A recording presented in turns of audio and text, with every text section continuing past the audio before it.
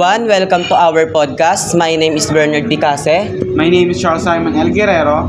And our topic for today's podcast is about challenges of an adolescent. So now, let's welcome our guests, Hailey Constantino and John Kirby Caminade. Okay, kamusta naman kayo? Ayos lang naman. Okay, so ngayon simulan na natin ang ating podcast. So as an adolescent, ano yung mga kinakaharap niyong karaniwang mga problema? For me, habang lumalaki kasi tayo, unti-unti natin nare-realize yung mga bagay-bagay. Marami tayong, like, for example, we want to financially stable, pero kasi nga dahil nga sa pag-aaral, kaya wala pa tayong trabaho, kaya mas gusto natin na mag-focus sa pag-aaral. Sa akin naman, ang kinakarap kong problema ngayon ay yung ganun rin, common problem lang, like financial problem and academic problem and family problems. And ako naman, may second question ako. Ano naman yung mga common na kinakaharap nyo sa loob ng inyong bahay? Kasi ako ngayon, kami ng pamilya ko, si Papa kasi may iba ng pamilya, so si Mama na lang ang bumubuhay sa amin. Kaya yun, parang nakaka-unfair lang kasi imbes na tungkulin ng tatay, nagiging tungkulin ni Mama. Bilang isang mag-aaral, ano ang mga problemang kinakaharap mo? Financially. Syempre, kasi nga malaki din naman yung school, so kailangan ng pamasahe. Kaya ganun talaga, kailangan mo umanap ng pera para lang may pamasahe ka. Bilang isang mag-aaral, yung problema kinakarap ko ngayon, yun nga, yung nahihirapan akong intindihin yung mga tinuturo. Kahit pinipilit ko bang intindihin, hindi ko maintindihan. And like, is financial problem pa rin. So nowadays, di ba, sobrang relevant sa mga kabataan yung stress, depression. So paano nyo to hinahandle as an adolescent? Nililibang ko yung sarili ko, like pagsama sa mga kaibigan ko. Mas gusto ko na-enjoy yung sarili ko kaysa problemahan yung mga problemahan. Tama naman. Dati kasi, totoo, nalilibang ko yung sarili ko pag nai-stress ako or when, turning to depress. Pero ngayon, mas okay din pala yung self-isolation.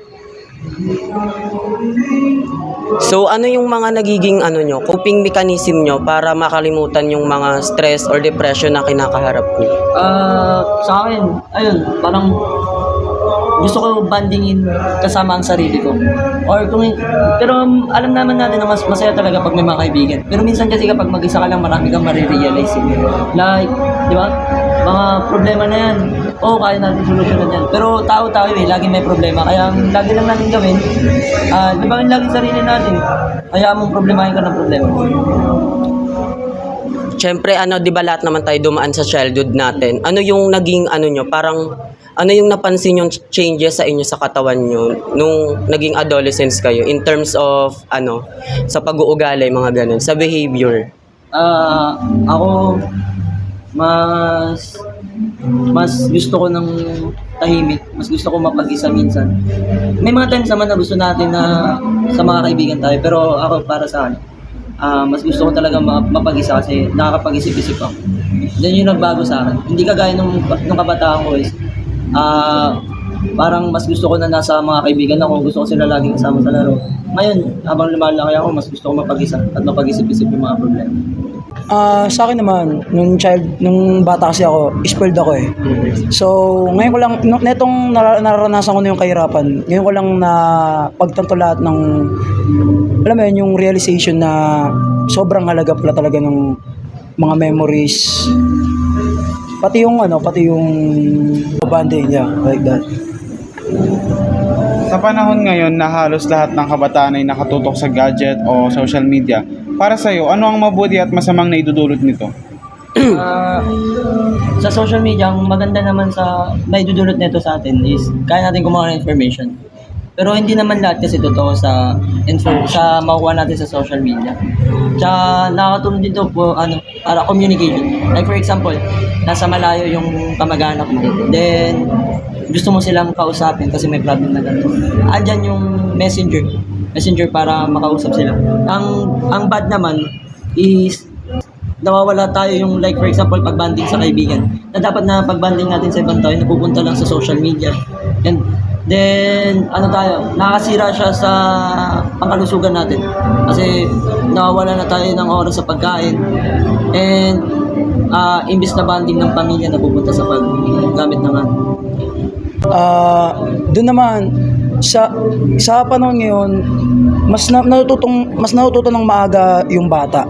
Like dati, 'di ba? Nahirapan mag-English yung bata. Ngayon kasi yung mga pinapanood ng mga bata galing sa YouTube, like Cocomelon, pero may times din na napapanood yung mga bata na hindi magaganda, kaya nakakasama rin ito. So you guys are trying to say na dahil sa gadget mas nakakapag-focus tayo doon at hindi na tayo parang di na tayo nakakapag-socialize sa mga ibang tao. Yes.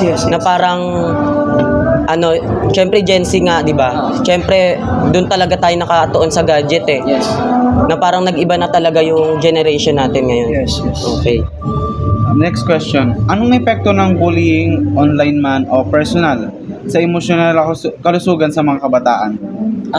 Bullying, matindi kasi yan eh. Kasi hindi naman lahat ng tao is kaya yung, like for example, sa simpleng asar nga lang, may mga tao talagang na-open kagad. Lalo na kaya sa mga nabubuli. Talagang makaka-apekto siya sa isang tao na takot na lumabas, takot na gumalaw, takot gumawa ng pagkakamali. Kasi baka mahusgahan kagad or mabuli. Kaya hindi na nagiging patas bilang kabataan sa atin. Like nga na sinabi ni Camila din na ganun nga nangyayari. Nahihirapan kasi yung isang tao na binubuli. Kumbaga, iniisip niya lagi na bawat pagkakamali niya, pwede siyang husgahan. Kumbaga, saan man siya magpunta, pwede siyang husgahan, pwede siyang mabuli. Ayun. Nahihirapan siyang magkaroon ng self-confidence sa sarili niya. Nahihirapan siyang i-express yung emosyon niya, nahihirapan siyang i-express yung talent niya. As a adolescent, sa tingin niyo, paano kaya ito maiwasan, yung mga bullying na ganito? As adolescents, kaya namang iwasan yan kung open-minded yung isang adolescent. Kasi, di ba, kung puro lang naman sila bully, wala namang magagandang patutunguhan eh. Kung ba't kaya di nila i-try na makisocialize, try tanggapin kung sino man yung binubuli nila, kung ano man yung panglabas niya or pangloob niya, try natin tanggapin para maiwasan yung ganyan pangbubuli. Sometimes kasi yung mga nambubuli, sila rin yung nakakaranas nun sa loob ng bahay nila. Yeah. Kaya nila nilalabas Kaya nila sa ibang tao. Yeah. So ano naman yung mapapayo nyo sa mga kabataan na nakakaranas ng depression and anxiety? Guys, ito ang lagi niyong tandaan. Enjoyin niyo lagi sarili niyo. Huwag kayong magpapalunod sa depression. Try niyo lumabas-labas, try niyo makipag-bonding sa mga kaibigan niyo kasi yan yung talagang best way.